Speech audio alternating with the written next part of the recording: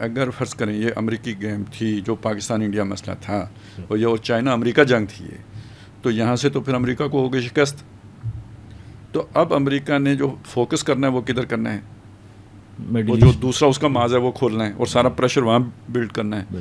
اب وہاں سے اگر چائنا پیچھے ہٹتا ہے تو دیکھیں نا، وہ اصل میں تو جو سی پیک ہے یہ تو پھر مڈل ایسٹ کے بغیر تو نہیں بنتا نا، پورا تو نہیں ہوتا. بالکل.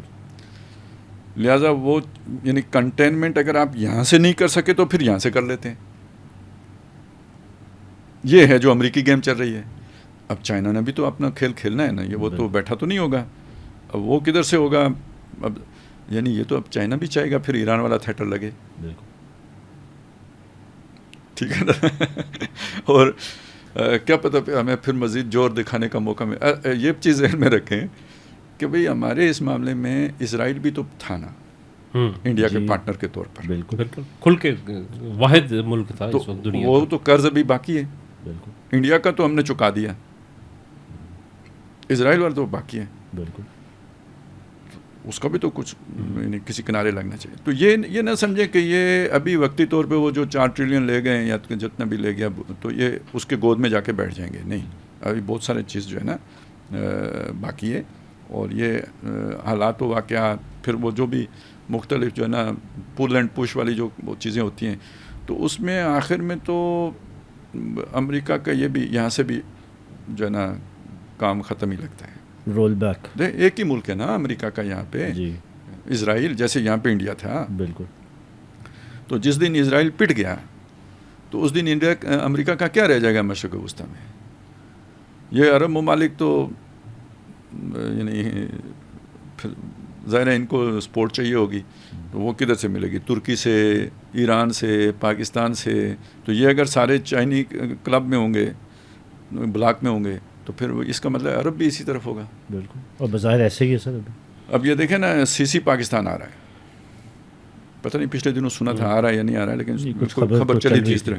وہ کیوں بھائی، اس کا کیا کام پاکستان آنے کا؟ تو یہ اصل میں یہ کوئی یہی ترتیب ہے نا، اسی سیناریو میں اس کا آنا بنتا ہے. باقی تو اور کوئی مسئلہ نہیں ہے. تو یہ ابھی تو چیزیں یہ آگے اسی طرح بڑھیں گی. کسی ایک کا ہو نہیں گیا ابھی. یہ ہم سمجھیں کہ مشرق وسطیٰ میں ٹرمپ جیت کے چلا گیا، نہیں، پیسے لے کے گیا. پیسے لے کے. اچھا خالد صاحب، اگر مشرق وسطیٰ کو ہم چلو خراج وصول کر کے. ویسے ایک چیز سوری مطابق ایک چیز ایڈ کر لوں اسی تناظر میں. سر یہ بڑی آپ نے انٹرسٹنگ بات کی ہے. اگر اس ہم بگر پکچر کو دیکھ رہے ہیں تو یہ اللہ کی طرف سے پاکستان کو کوئی ان یوزول لیڈرشپ اپرچونٹی نہیں ملی کہ آپ حقیقتاً ایک لیڈنگ رول پہ. تو یہ بہت سارا کچھ جو ہے نا پرفیکٹلی جو ہے نا ایک پلان کے ساتھ ہو رہا ہے، جسے ہم حادثات اور واقعات ایسا نہیں ہے. تو یہ پاکستان کا رول آپ کو نظر آنا، مطلب یہ تو ہر جگہ پہ جو ہے نا ہمارے لیے موقع بن رہے ہیں. یہ سارا خدا کی طرف سے. تو کیا ہم سر ریکگنائز کر رہے ہیں اس اپرچونٹی کو؟ جب اللہ نے منصوبہ بنا ہو تو نہ بھی کریں، آپ کو وہ کام کرنا پڑتا ہے. صحیح.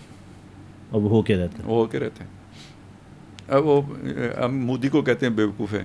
تو اسرائیل کو کس کتے نے کاٹا تھا؟ ادھر چلیں جو کچھ کرانا ہے مودی سے کرا لو، بندے بھیجنے کی کیا ضرورت ہے؟ وہ بھی اپنا سینگ پھنسا کے گویا اس نے اپنی پریزنس شو کی. یہ ہمیں بتایا، پیغام دیا کہ تمہیں جو ہے نا پھینٹی لگوانے کے لیے میں آیا ہوں. یہ نہ سمجھنا تمہاری انڈیا کے ساتھ جنگ ہے، یہ میں ہوں. ٹھیک ہے نا، یہ اس نے گویا میسج دیا. تو میسج تو ڈیلیورڈ. تو پھر ہمارا اسی لیے میں کہہ رہا ہوں قرض ہے نا، تو قدرت کھینچ کے لے گئی نا ادھر. ہم تو نام بھی نہیں لیتے تھے کبھی جناب. پچھلے 20 سالوں میں کتنا ٹیررزم ہوا انڈیا نے کرایا، ہم نے تو کبھی شکایت بھی نہیں کی کہ یار انڈیا یہ کام کرتا ہے. کل بوشن کو پکڑ کے ہم نے سنبھال کے رکھ لیا. کوئی وہ نہیں بنایا کوئی دنیا کے سامنے مسئلہ کہ بھئی یہ ان کا حاضر سروس بندہ یہ کر رہا تھا یہاں پہ. اور سر وہ جو تو یہودیوں کا نام ہم کدھر سے لیتے اور اسرائیل کا نام؟ حالانکہ اگر پیٹرن دیکھیں تو جو اسرائیل کا پیٹرن غزہ پہ یا فلسطینیوں کے ساتھ ہے، بالکل وہی پیٹرن ایک بڑے اسکیل کے اوپر انڈیا کا ہمارے اوپر نظر آتا ہے. وہی بیہیویئر ہے، وہی پانی روکنا، وہی اسی طرح جو ہے نا ہٹ کرنا. ہاں یہ سارا کچھ مودی نے تو سارا وہیں سے لیا ہے. بلکہ یہاں ہی نہیں بلکہ مقبوضہ کشمیر کے اندر بھی جو سارے اقدامات تھے یہ بھی سارے وہی اسرائیلی جو ہے ابھی وہ تو وہاں پہ اب بھی ہو رہا ہے نا، وہ سارا اب بھی ہو رہا ہے.